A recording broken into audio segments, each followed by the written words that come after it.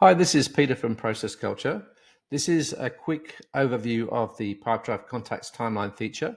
The Contacts Timeline feature is available in the growth plan of Pipedrive or above, and you can use this feature. It's a fantastic feature for just getting a really good visual overview of all your key contacts and recent activities or interactions with them. And specifically, we're focusing on those kind of activities where we've booked a meeting, made a phone call, sent an email. We've actually interacted with that contact.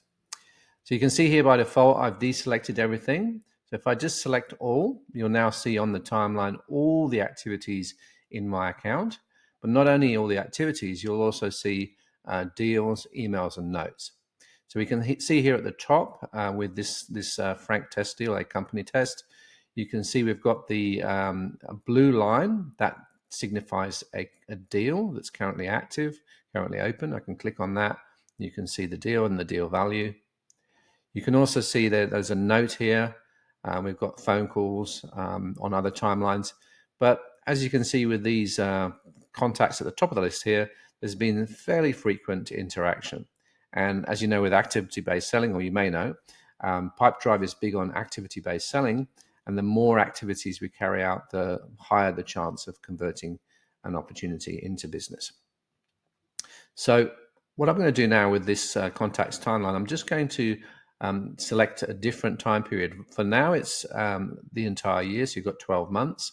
So we're seeing all of the activities over 12 months for these contacts. I'm going to just move that to a 3-month period. So I'm just looking at the quarter, August, September, October, and I can see here the activities for those key contacts. What I want to do is set the follow-up frequency so I can identify quickly those organizations that I haven't been interacting with during that time period. Now, visually, you could see that, okay, because it's all a blank space here. These organizations haven't had any kind of interaction with us in the last 3 months. But I can also do this using the set follow-up frequency feature. So I'll just set that up there, and I'll specify a follow-up frequency of quarterly. And you'll see here there's 29 organizations that need to be contacted that haven't been contacted in the quarter. And those will be marked in red, so their title is red. And we scroll down here, you'll see the reason for that is that there's been no interaction, no meaningful interaction in the quarter. So we've got here an overdue meeting, this one here, and we've got a note. So there's not really any meaningful interaction. Now, if I go and scroll down a bit further, you'll see the text here, the color will turn to black, and then you'll be able to see that within the quarter, within these 3 months here, we do have some interaction. Now, these are notes here, but there must be some other interactions here that have caused this this one to show as not due for follow-up.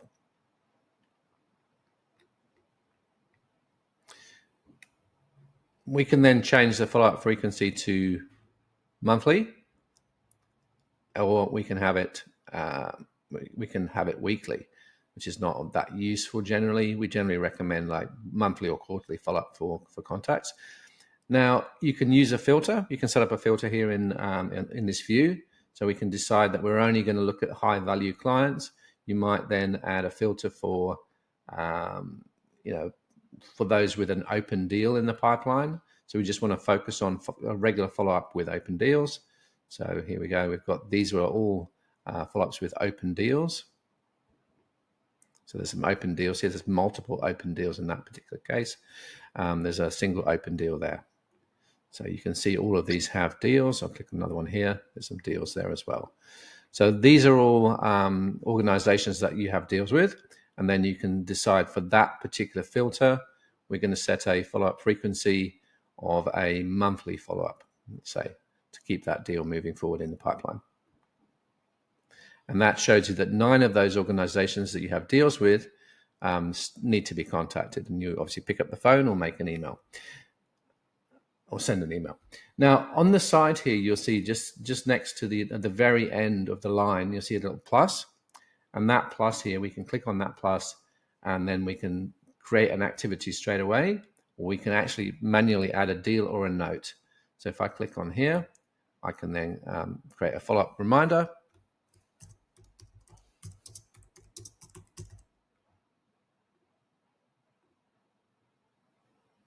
And click save. And that then appears on the timeline. And interestingly, you'll see that the current date here is in the red line, and you can then see your future activities. So this is actually a great way to manage your follow-ups. On one screen, you've got a segment of your contacts. You can see that you've got deals with them, and we can then plan out our follow-ups and have that all done on the one screen without leaving the screen.